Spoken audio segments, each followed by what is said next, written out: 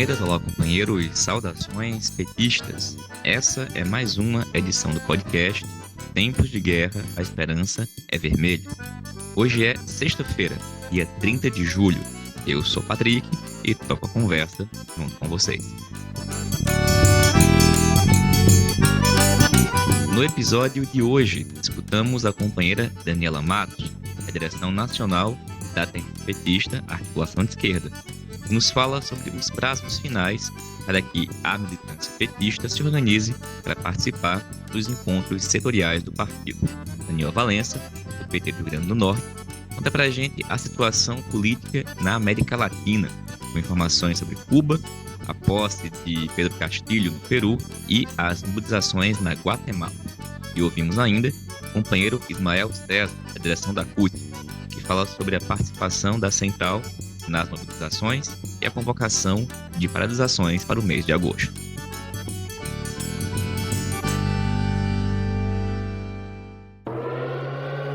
Pessoal, começamos a edição de hoje do nosso podcast, que é o último desse mês de julho, falando sobre alguns dos debates que marcaram essa semana pós-atos do dia 24 de julho. Na nossa edição de segunda-feira, nós fizemos aquele balanço sobre as mobilizações em diversas cidades. Podemos constatar que os atos ocorreram numa quantidade maior de cidades, que elas foram maiores que os anteriores em várias delas, como foi o caso, por exemplo, de Recife, Natal, Aracaju, Campo Grande e Porto Alegre. Apesar disso, muitas avaliações ao longo da semana deram conta de que os atos foram globalmente menores, e isso deveria acender uma espécie de alerta sobre a periodicidade das atividades, talvez a necessidade de outras formas de luta e mobilização nesse momento. Mas, considerando que o 24J foi o quarto ato nacional, convocado desde o 29 de maio, o fato das mobilizações terem ocorrido em uma quantidade maior de cidades, e o fato de que algumas delas, a quantidade de pessoas também foi maior, nós devemos avaliar que é preciso que tenhamos uma manutenção do calendário de mobilizações. O fato é que elas precisam continuar acontecendo, precisam continuar crescendo. Afinal, apesar de toda a política negacionista e de morte de Bolsonaro, a vacinação vai paulatinamente avançando pouco a pouco. Mais pessoas estão conseguindo se imunizar, e isso ocorre no momento em que a luta social cresce. Portanto, não é hora de colocar freios, mas sim de pisar no acelerador das mobilizações. Não podemos esquecer que a capacidade de resistência do governo Bolsonaro é alta. Isso já foi demonstrado. Ou seja, não podemos dar trégua, em especial quando eles estão respondendo às mobilizações com ameaças golpistas. Além disso, setores da direita, como o MBL e alguns outros, estão convocando mobilizações pela direita, sendo muito explícitos na palavra de ordem de que é preciso tirar Bolsonaro para evitar que Lula volte. De tal forma que as forças populares, democráticas, de esquerda, precisam combater também esses setores da direita nas ruas.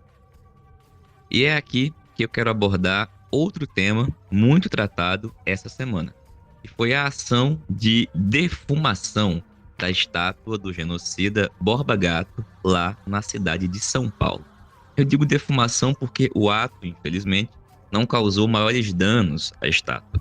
Na verdade, o ato parece ter causado mais danos e um efeito maior entre aqueles que foram contrários à intervenção do que efetivamente a estátua do Borba Gato. E ao longo de toda essa semana, tanto pela direita quanto pela esquerda, teve quem atacasse a ação. A ação que foi assumida pelo movimento Revolução Periférica.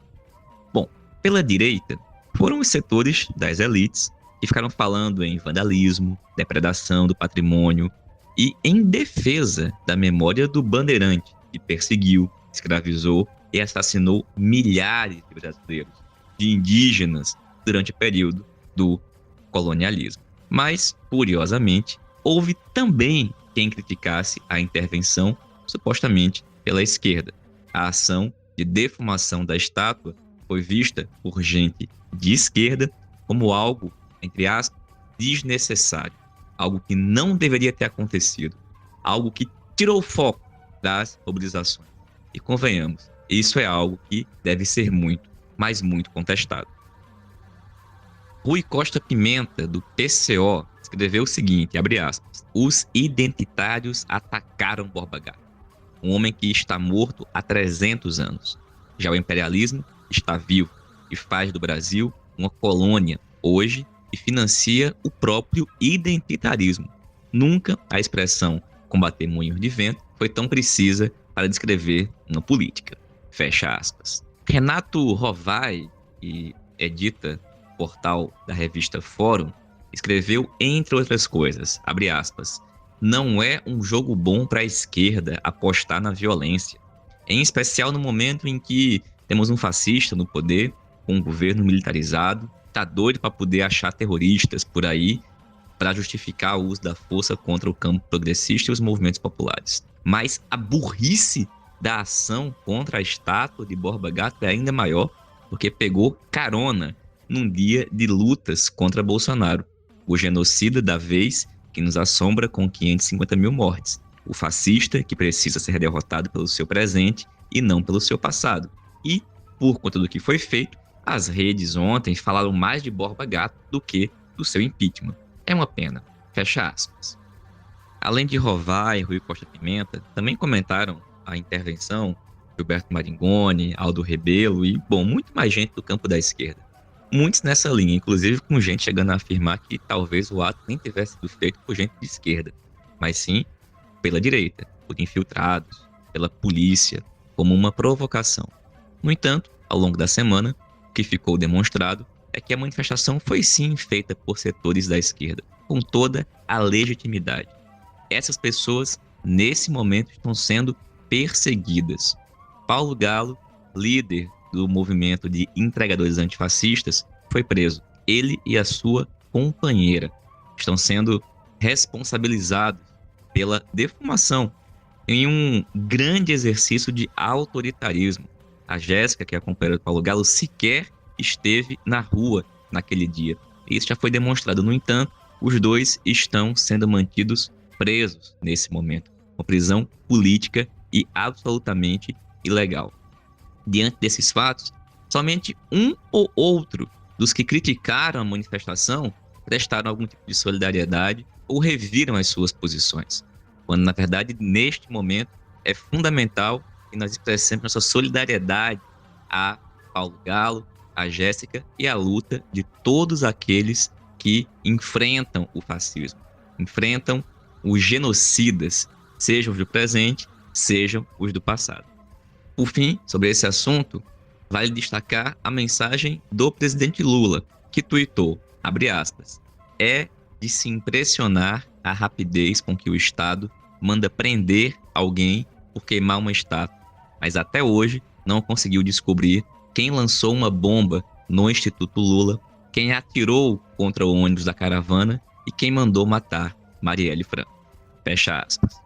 E pessoal, dito isso, a gente vai escutar agora o companheiro Ismael César, da direção nacional da CUT.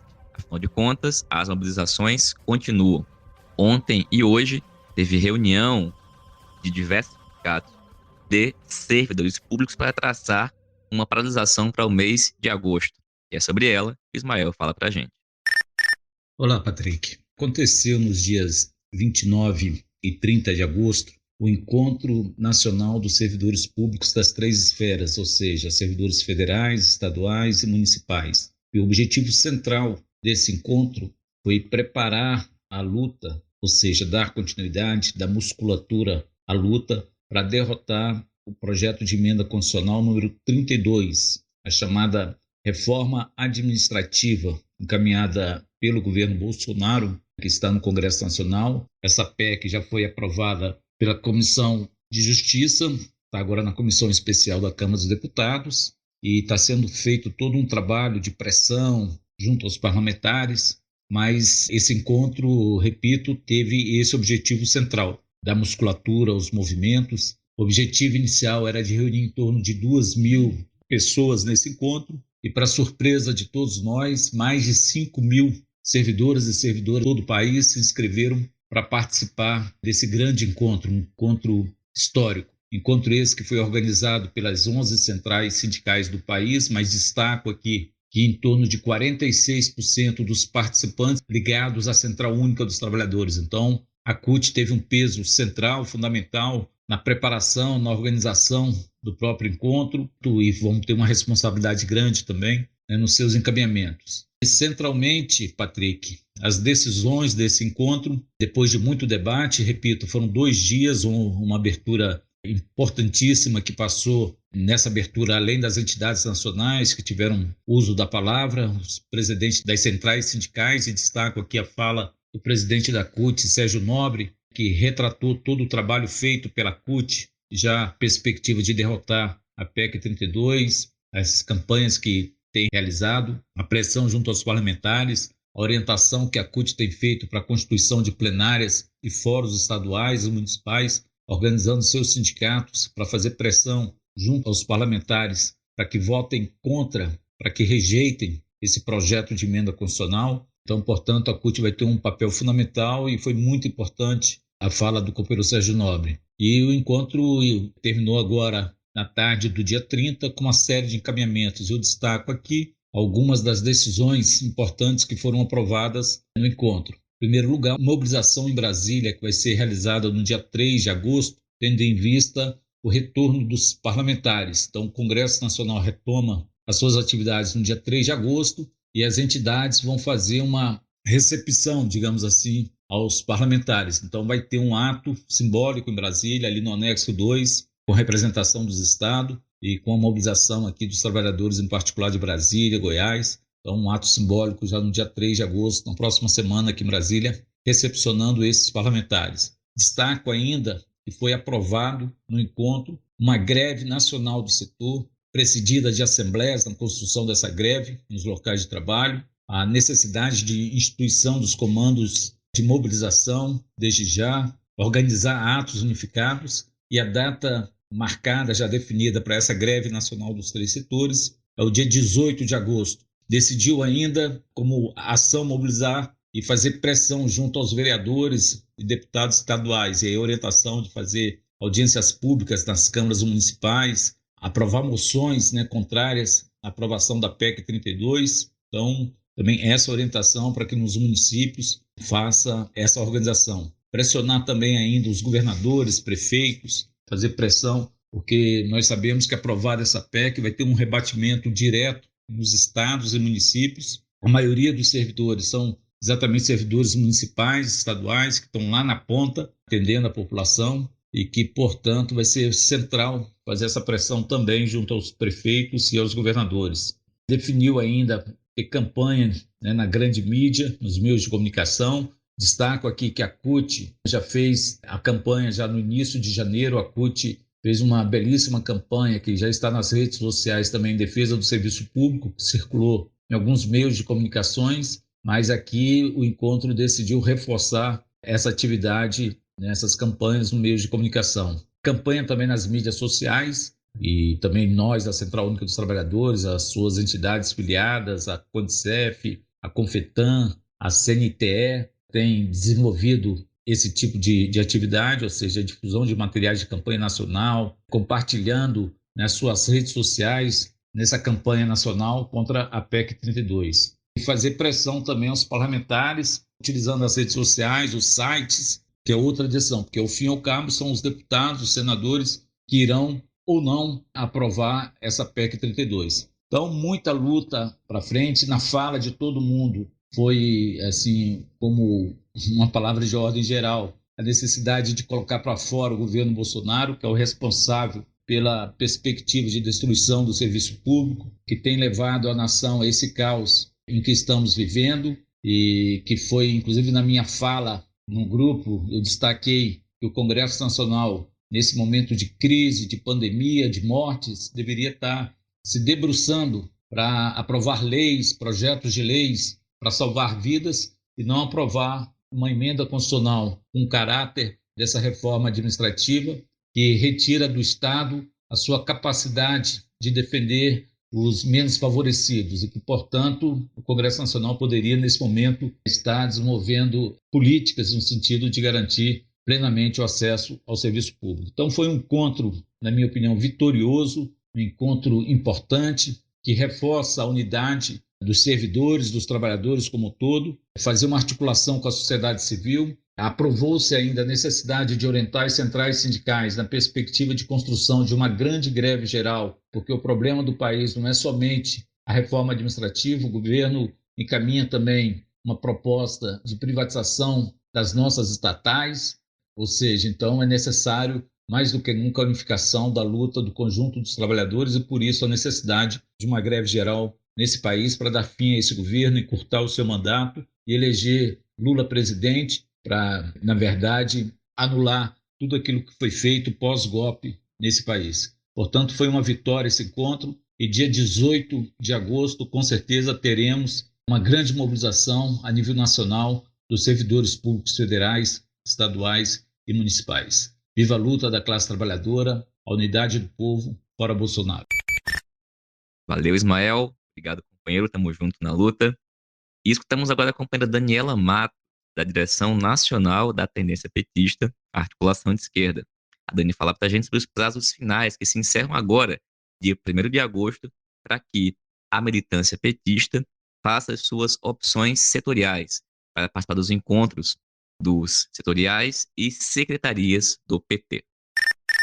Olá, Patrick. Olá, ouvintes do podcast Em Tempos de Guerra, Esperança é Vermelha. O assunto hoje é encontro setorial. Passando por aqui para um rápido lembrete sobre o calendário dos próximos dias e os procedimentos. A data para a opção setorial, a data limite para essa opção setorial é dia 1º de agosto, domingo agora. Então, a gente já está na reta final. Por isso, todo mundo que ainda não acessou a área PT ou o aplicativo do partido para atualizar as informações e a opção setorial, desde que começou esse processo, desde que o regimento foi lançado, deve fazê-lo, independente de já ter optado e atualizado no passado. Então, quem não fez nos últimos meses, entra lá. Entra lá e renova a opção, atualiza o número do celular e o e-mail pessoal, e não deixa de preencher a identidade de gênero, a orientação sexual e a etnia. Isso serve para todo mundo, para todo mundo.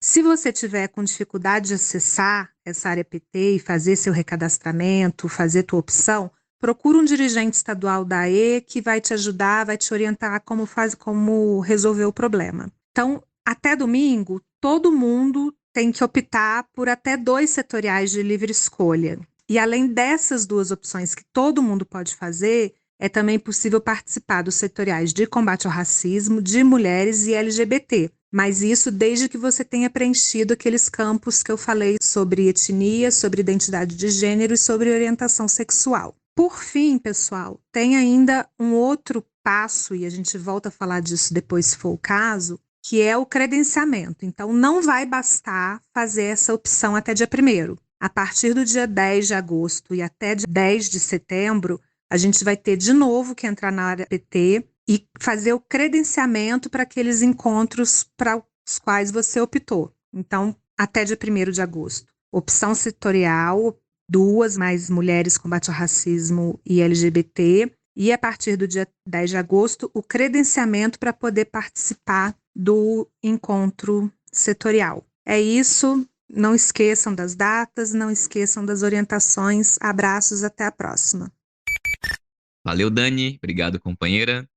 E agora vamos ouvir o companheiro Daniel Valença. Valença é vice-presidente do PT do Rio Grande do Norte, professor da UFESA, e hoje conta pra gente algumas questões da situação internacional aqui na América Latina, com informações sobre Cuba, a posse de Pedro Castilho no Peru, também as mobilizações na Guatemala.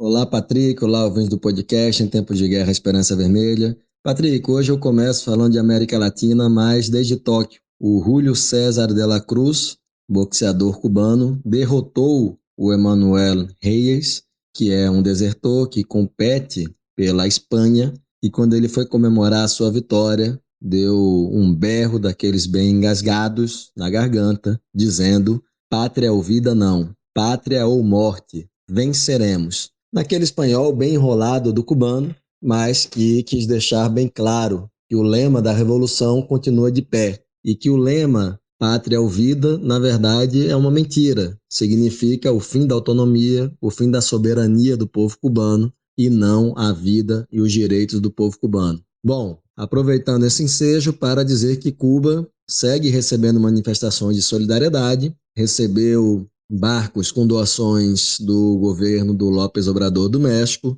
recebeu 2 aviões cargueiros da Rússia, com mais de 1 milhão de máscaras, com alimentos e outras medicações, e também a China anunciou seu repúdio ao assédio americano e solidariedade com Cuba e investimentos no país. Cuba segue tranquila desde o dia 11, não há novidades. O governo tem se mexido internacionalmente para avançar nas suas relações com aqueles e aquelas que são contra o embargo econômico e que atuam firmemente contra ele, como é o caso da Rússia, da Venezuela e da China, e também internamente tem tentado várias mudanças, né? Uma delas foi a liberação de que cubanos e cubanas que chegam ao país têm liberdade e liberalidade para ingressar com gêneros, independente da alfândega e da vigilância sanitária. Uma medida arriscada que pode, enfim, inclusive fazer com que o país volte a enfrentar determinadas